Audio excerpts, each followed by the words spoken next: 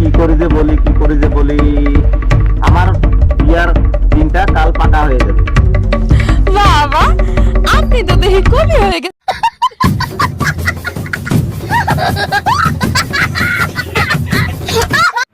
না, ওখানে তো দেয়নি।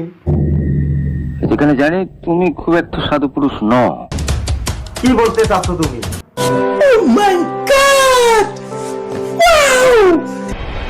দেখো, কালকে আমাদের বাসায় যেতেই হবে কিন্তু।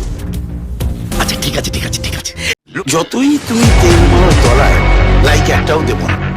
দেখ, আমার মুখটা গরম হওয়ার আগে তুই এখান থেকে চলে যা।